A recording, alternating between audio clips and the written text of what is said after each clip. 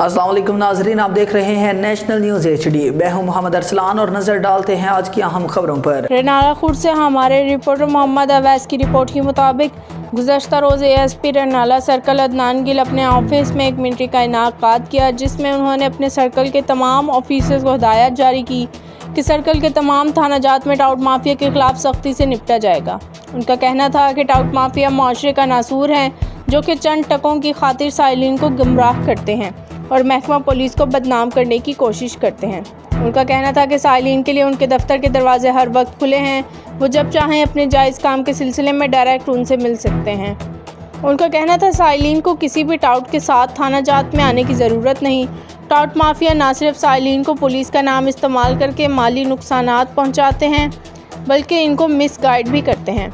उन्होंने ख़ास तौर पर पैगाम दिया कि किसी भी शरीफ शहरी को अगर कोई शख्स बिलावजह ब्लैकमेल या हरासा करता है तो वो सीधा उनकी शिकायत मकामी पुलिस स्टेशन करे।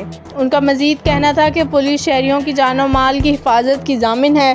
शहरी बिला किसी झिझक के पुलिस के साथ ताउन करे।